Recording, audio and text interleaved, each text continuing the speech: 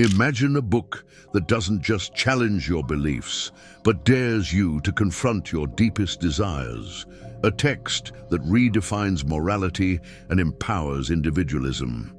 This is the essence of the Satanic Bible, a manifesto that continues to provoke and inspire decades after its publication. It turned religion inside out. It rejected God. It mocked forgiveness. It called guilt a weakness. But it didn't preach evil. It preached you.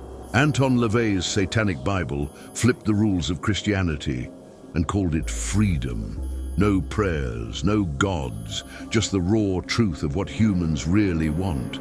Some called it brilliant, others called it dangerous, but nobody expected what followed.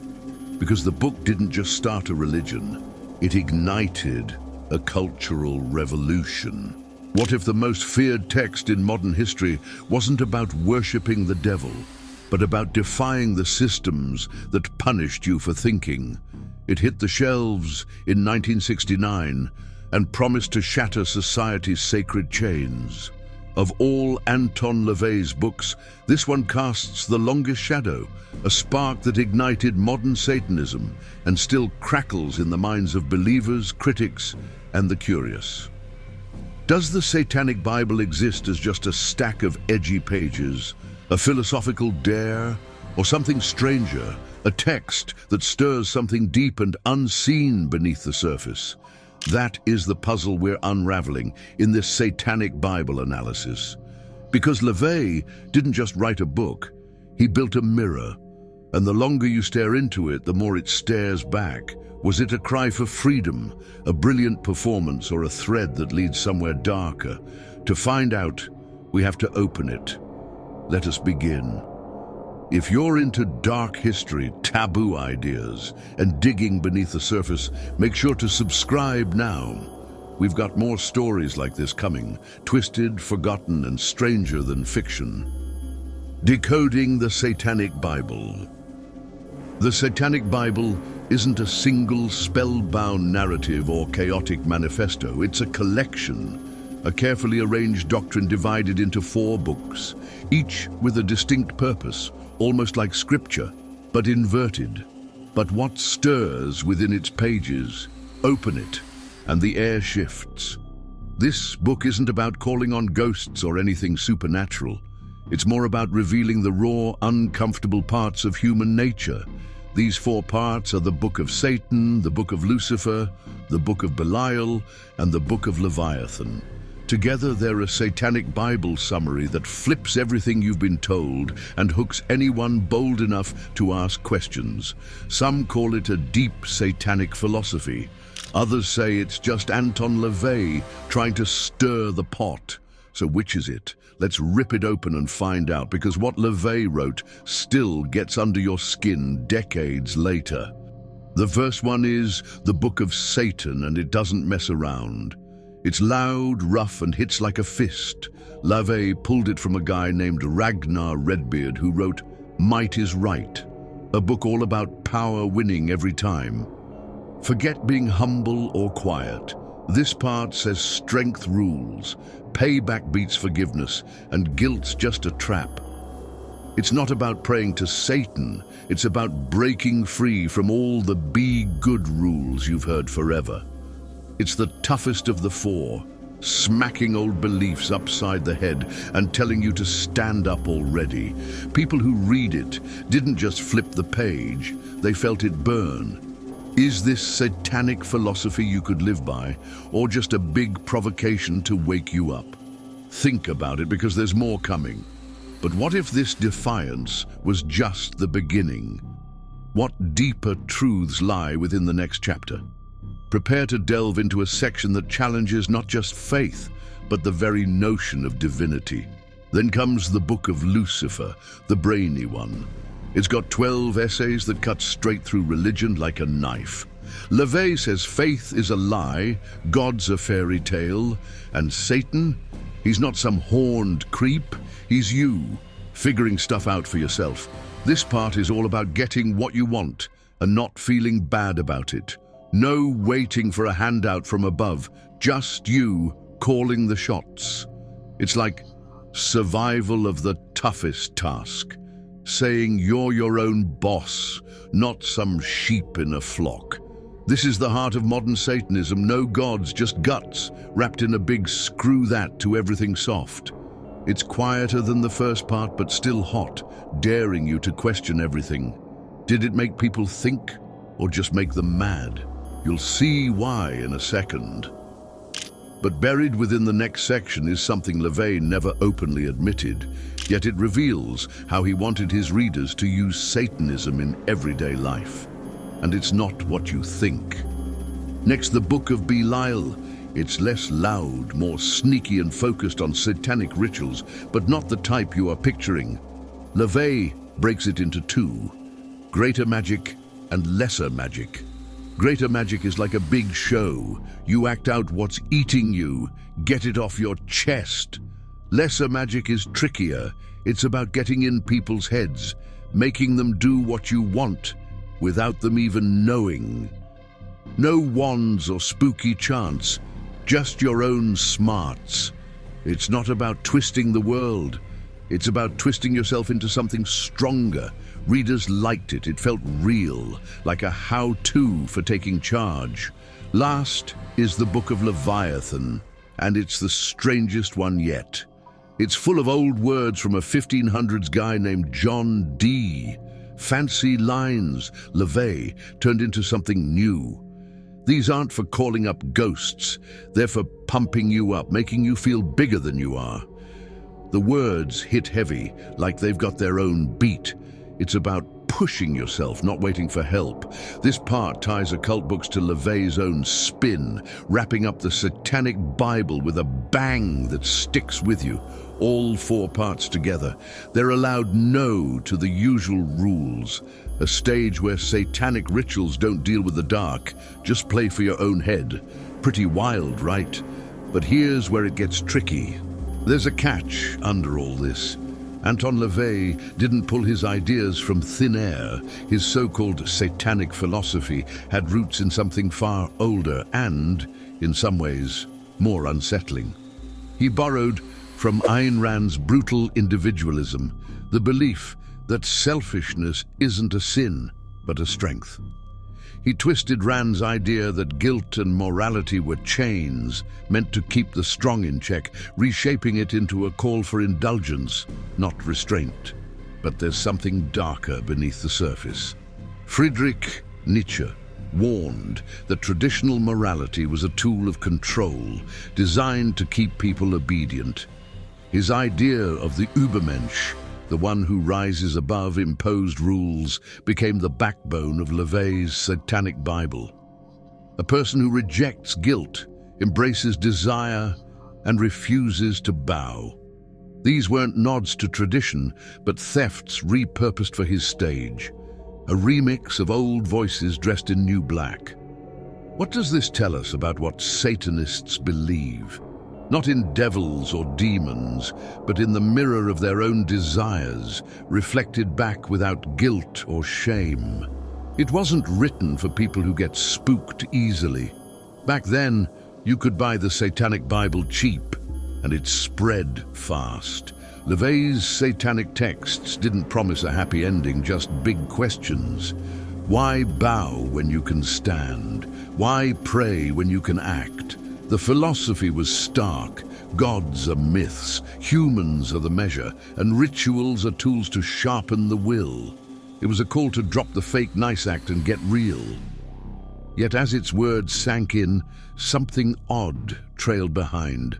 Readers spoke of flickers, candles dimming without wind, sleep pierced by creepy dreams. Superstition perhaps, but persistent enough to make you wonder. So what's the Satanic Bible really about? It's not some dark magic guide. It's a hard look at what makes us tick, bold and loud, set up like LaVey was putting on a show. He wrote it to shake you, to make you think, to freak you out a little. But as it got around, people started saying strange things, like their lives went sideways after reading it. Was it just the ideas hitting hard, or something deeper baked in? The pages shut, but the question hangs there. Why do some swear it messed them up? But a book this provocative doesn't stay on the shelf. It steps into the world, demanding a response. And when it did, the clash wasn't quiet. The Satanic Bible didn't just challenge ideas, it confronted institutions. What happens when a philosophy that exalts desire and self-rule collides with centuries of tradition and faith? Let's take a look at the shockwaves that followed. The clash of beliefs. You've seen what's inside the Satanic Bible, 4 parts that hit hard and flipped the old rules. Now it's time to see how it clashed with the world. Anton LaVey's ideas step out from that black house, hitting a society stuck in old ways. It's not just a book anymore, it's a fight. Satanism versus Christianity. A clash not of swords but of mirrors, reflecting the values that are flipped upside down. Where one preaches being quiet and obedient, the other exalts pride. Where one offers salvation, the other demands you save yourself. This isn't just a debate, it's a direct reversal of traditional beliefs, a bold challenge to the sacred, driven by LaVeyan Satanism and its unapologetic outlook. Step into the early days of the Church of Satan, year 1966, when LaVey's ideas first took flesh. A ritual unfolds in a dimly lit room, a nude altar, a woman, bare and unashamed, stands not as a sacrifice, but as a taunt. This wasn't about summoning spirits or spilling secrets. It was a mockery of shy norms, a flesh and blood rebuke to centuries of bowed heads. The satanic rituals here were the theater, not beliefs, staged to shock, to peel off the fake holy mask. LaVey grinned behind it all. His satanic beliefs were clear. The body is not a sin. Your desires are not a shame. It was a middle finger to the cross, a dare to see the divine in the mirror instead of the sky. Satanism and the occult were not as the fearful imagined, no pact sealed in secret. LaVey's creed turned the occult inward, a lens on human nature rather than a gate to hidden realms. Christianity's virtues, humility, forgiveness, surrender, were flipped into dark. Strength, justice, and desire became the new gospel. The Church of Satan didn't kneel to any figure. It stood before its own reflection, unapologetic and bold. LaVey's followers weren't chanting to God, they were chanting to themselves, a ritual of will over worship. It was a stark line drawn in the sand, spitting at every church window that stood in their way forever. As these ideas spread, tension grew. Religious people saw blasphemy, while others saw freedom. LaVey's dramatic style grabbed attention. Some were drawn in, others pulled away. But it wasn't just the message that stayed with people. Stories began to surface. Rooms that suddenly felt too quiet. Mirrors that seemed to reflect more than just your image. Was it just the shock of rebellion, or was something deeper at play? The nude altar wasn't meant to summon darkness. It was a statement about the human body. But the shadows it cast felt like they moved on their own. LaVey insisted it was all theater, nothing supernatural. Still, the strange feeling those early rituals left behind never really disappeared. Where's the line between shocking people and going too far? LaVey didn't fight with violence. He used a mirror, forcing society to look at itself. But what followed was strange and hard to explain. Stories that still hang in the air, like fog that won't lift.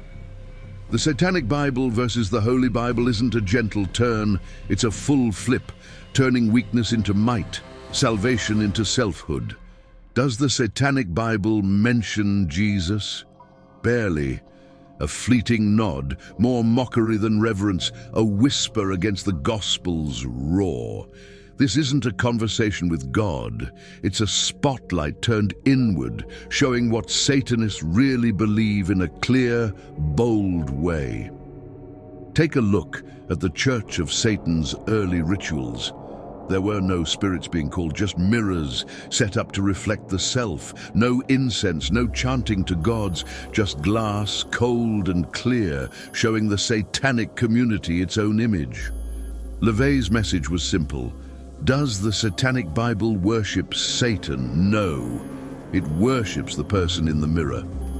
What do you think? Genius or illusion? Drop your thoughts below. We're diving deeper next. But to truly understand the storm LaVey unleashed, we need to look behind the curtain. Who was the man bold enough to flip religion on its head? This wasn't just ideology. It was theater, spectacle, and rebellion forged in one strange life. Before the black robes and rituals, before the headlines and controversy, there was a boy, a circus, and a camera lens aimed straight at the dark heart of humanity. The showman behind the shadows. To understand the Anton LaVey Satanic Bible, we need to go back to where it all started. He was born in the 1930s in San Francisco. A young Anton LaVey wasn't studying religion or philosophy. He was working in a circus. At just 16, he left school and began performing under the big top. He claimed he could tame lions just by looking at them, showing early signs of the dramatic personality that would later shape the Church of Satan beliefs. At night, LaVey played organ music in burlesque clubs. He watched the crowd closely and learned how people responded to rhythm, mood, and atmosphere. This skill, reading people and understanding their hidden desires, became a major part of what inspired the Satanic Bible. He saw people not as saints or sinners, but as creatures of impulse, pride, and emotion. In the 1950s, LaVey worked as a police photographer. He took pictures of crime scenes, accidents, and tragedies. These experiences exposed him to the darker side of human nature, another key influence on the Satanic Bible real meaning. Over time, he started forming ideas that would go against traditional religion and challenge the moral rules people took for granted. The history of the Satanic Bible reflects all of LaVey's earlier experiences, circus shows, nightclub performances, and the harsh realities he captured with his camera. He brought all of this into one bold creation in 1969. But here's the shocking truth about the Satanic Bible. Much of it wasn't original. Many ideas were borrowed or adapted from occult books before the Satanic Bible, like Ragnar Redbeard's Might is Right, or the writings of Ayn Rand and Friedrich Nietzsche. So, is the Satanic Bible original? Not entirely, but LaVey combined these older ideas into something new and unforgettable. The Satanic Bible versus the Holy Bible reveals a total reversal. Where the Bible teaches humility and obedience, LaVey's book teaches pride and control. The clash between Satanism versus Christianity runs through the entire text, showing two completely different views of life, good and evil. The Satanic Bible Explained isn't just a book. It's a challenge to everything society called sacred. In the end, LaVey used his life's odd and sometimes dark path to create something that still gets people talking. With the Church of Satan beliefs as its backbone, and decades of Satanism and the occult as its background, the Satanic Bible's real message was about facing yourself honestly, even the parts you've been taught to hide. LaVey's life shaped the message, but timing shaped the impact. Because when the Satanic Bible finally hit shelves, it wasn't just a book.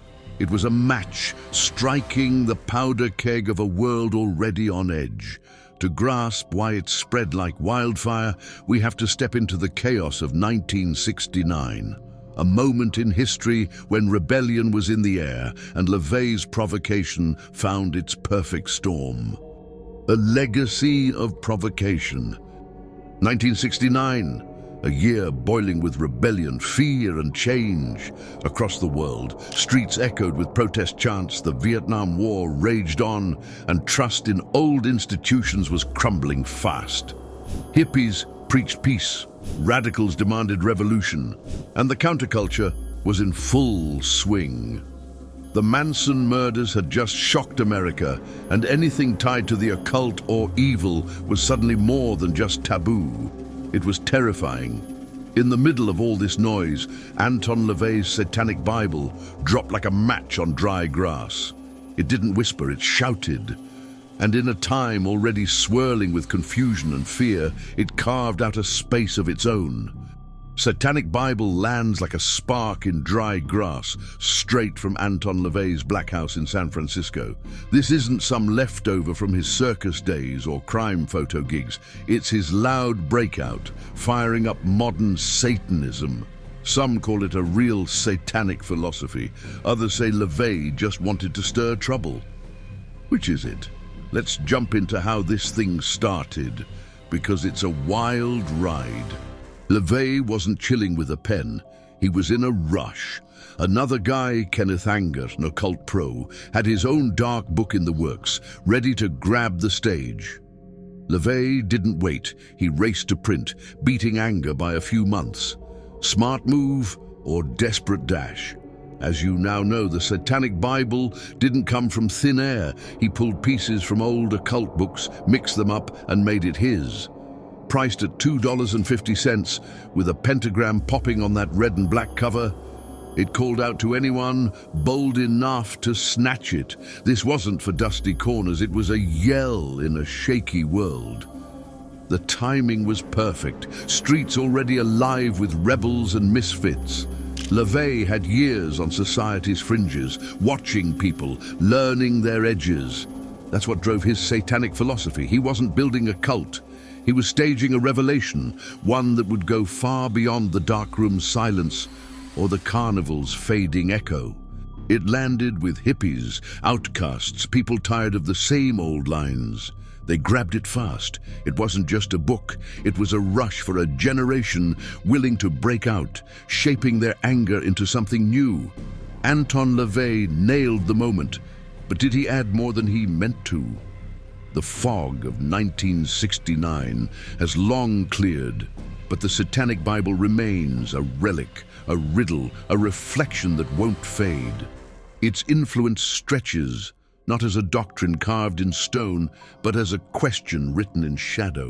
What happens when you stare too long into your own depths? LaVey built a stage, but did he leave the lights on something older? What if we've misread it all? What if the real message was a caution, masked as a call? What's your take? Philosophy or provocation gone wild? Let us know your thoughts below. The fuse that still burns.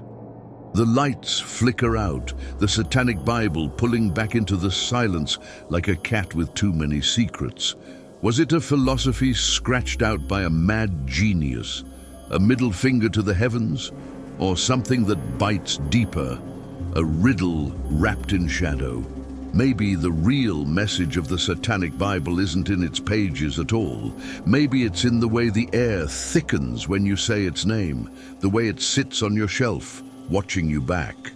LaVey didn't just write a book.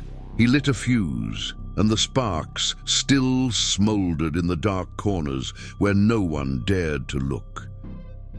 If the story of the Satanic Bible stirred something in you, the rebellion, the philosophy, that strange unease you couldn't quite name, then there's more you need to see. Because before LaVey lit his fire, someone else struck the first match. Lucifer. In our companion video about the one who first dared to challenge the very framework of divine authority, we explore the ancient story of defiance that set the stage for everything LaVey would later ignite. Was Lucifer truly the villain, or the first to question a power too absolute to be opposed? It's not just theology, it's exile, misunderstanding, and the painful price of refusing to obey. If LaVey held up a mirror to desire, then Lucifer is the shadow behind the glass. Click the video on screen. It will change how you see everything that came before. This isn't some dry lecture, it's a dive into the history of Satanism, where satanic symbols don't just sit pretty, They scratch at the edges of what you think you know. The influence of Satanism doesn't fade, it creeps, curling into the minds of anyone bold enough to pick it up. So what's the Satanic Bible's real meaning? A call to stand tall, sure, but what about that shiver when the room goes still, that urge you can't shake? LaVey played the showman, but did he deal a hand he couldn't fold? The answer's a shadow dancing just out of reach, and it bites you if you stare too long. What's your take? Is this a dusty old stunt, or does it resonate with something alive? Spill your wildest theories in the comments. I want to hear if you think it's harmless or cursed. If you're hooked on digging into the creepy underbelly of history, smash that like button. It keeps the shadows honest. And if you've got the guts, subscribe. Join us for more trips down the rabbit holes of the macabre. We're not slowing down. And if this left you hungry for more, our Dark History playlist is waiting, packed with twisted tales, lost legends, and the eerie truths time tried to bury. Think for yourself. Good night.